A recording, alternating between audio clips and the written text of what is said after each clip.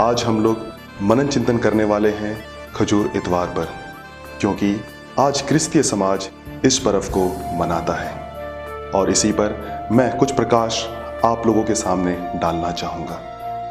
खजूर इतवार आखिरकार हम लोग क्यों मनाते हैं? राख बुधवार से लेकर इस दिन तक हम लोग यही तैयारी करते हैं आने वाले समय के लिए, जो है पास्का का समय और उसके बाद पुनरुत्थान का समय। प्यारे दोस्तों, अपने दिन प्रतिदिन जीवन काल में हम लोगों ने अनेक जुलूस में भाग लिया होगा और देखा भी होगा, चाहे वो जुलूस विवाह का हो या फिर किसी तीर्थ स्थान का हो या फिर किसी राजनीतिक जुलूस का हो।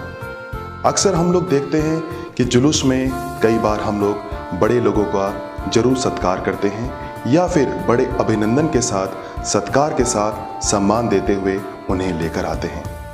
आज से 2000 वर्ष पूर्व कुछ इसी प्रकार का दृश्य हम लोगों को भी जानने को मिलता है आज के खजूर इतवार के दिन, जहां हम देखते हैं कि प्रभु प्रतापमय रूप से यरूशलेम में प्रवेश करते हैं, जहां पर यहूदी जनता लोग उनका स्वागत करती है खजूर की डालियों द्वारा और साथ ही साथ अपने कपड़ों को उनके मार्ग में बिछाती है और उनका एक संपूर्ण रूप से स्वागत व अभिनंदन करती है यरूशलेम में। मेरे प्यारे दोस्तों, अब आपके जहन में ये बात अवश्य उठ रही होगी कि खजूर की डालियां ही क्यों? अगर उदाहरण के तौर पे यदि मैं आपको बताना चाहूँ, जैसे अगर प्रभु ईसा मसीह राजस्थान में आते तो हम लोग नीम की डालियों का इस्तेमाल करते, क्योंकि भौगोलिक रूप से यहाँ पर नीम अधिक मात्रा में मिलता है। ठीक उसी प्रकार यरूशलेम में खजूर की डालियाँ अधिक मात्रा में मिलती थी और वो प्रतीक था शान का। इसीलिए खजूर की डालियों का इस्तेमाल यहूदियों की प्रजा के द्वारा किया गया। यरूशलेम में उनके महिमामय प्रवेश की घटना, जो ऐतिहासिक घटना है, वो हम लोगों को एक बात से और अवगत कराती है। वो है प्रभु यीशु का दुख भोग, मरण व पुनरुत्थान। पवित्र वचन में, बाइबल में हम पढ़ते हैं संत लूकस के अध्याय 9 पद वाक्यांश 51 में, जहां पर लिखा है, अपने स्वर्गारोहण का समय निकट आने पर ईसा ने यरूशलेम जाने का निश्चय किया। प्यारे दोस्तों, इसी के साथ साथ खजूर इतवार का दिन हम लोगों को एक और बात से हम लोगों का परिचय करवाता है, और वो ये है कि प्रभु ईसा मसीह पूर्ण रूप से तैयार थे मृत्यु को ग्रहण करने के लिए, जो उन्हें मिलने वाली थी हमारे पापों के कारण। मेरे प्रिय मित्रों, जब ये त्यौहार हम लोग मनाते हैं तो हम लोग देखते हैं कि प्रभु यरूशलेम में प्रवेश कर रहे हैं। यहाँ पर मैं 3 बातों पर प्रकाश डालना चाहूँगा कि किस प्रकार से प्रभु यरूशलेम में प्रवेश करते हैं।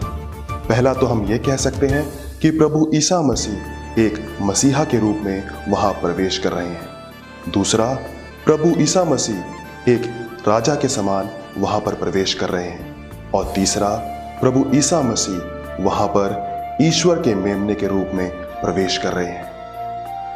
पहला जो केंद्र बिंदु है कि प्रभु ईसा मसीह एक मसीहा के रूप में वहाँ पर प्रवेश कर रहे हैं। हम सभी जानते हैं कि जब कभी राजा महाराजा आते हैं तो बड़े शान शौकत के साथ आते हैं, और वे लोग घुड़सवारी करके आते हैं या फिर उनको बड़े बड़े घोड़ों के द्वारा उनका सम्मान व स्वागत किया जाता है। परंतु हम लोग यहाँ पर देखते हैं कि प्रभु ईसा मसीह ना तो किसी घोड़े पर आते हैं, ना ही किसी शान शौकत के साथ आते हैं, परंतु आते हैं तो वे एक गधे पर आते हैं। यह हम लोगों को याद दिलाता है कि प्रभु राजा के समान दुनिया पर हुकूमत करने नहीं आए थे, परंतु हम लोगों का उद्धार करने के लिए आए थे एक मसीहा के रूप में। दूसरा केंद्र बिंदु है, वो है राजा। प्रभु ईसा मसीह राजा के समान वहाँ पर यरूशलेम में प्रवेश करते हैं। हम सभी जानते हैं कि वे एक गधे पर बैठकर वहाँ पर आए थे।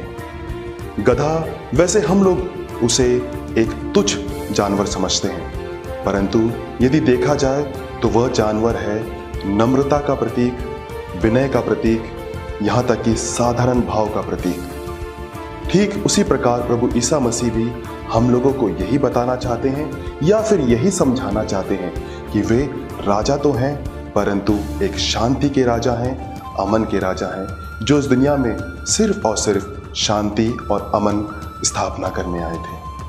तीसरा केंद्र बिंदु है ईश्वर का मेमना।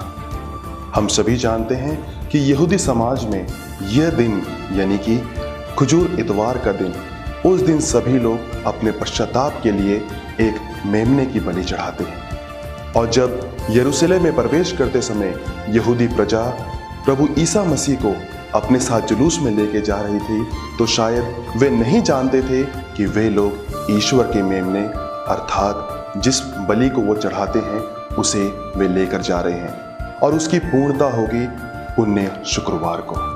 कहीं ना कहीं यूहन्ना बपतिस्ता ने इस बात को समझ लिया था, इसीलिए उन्होंने कहा है यूहन्ना अध्याय 1 पदवाक्यांश 36 में, देखो ईश्वर का मेमना जो संसार का पाप हरता है।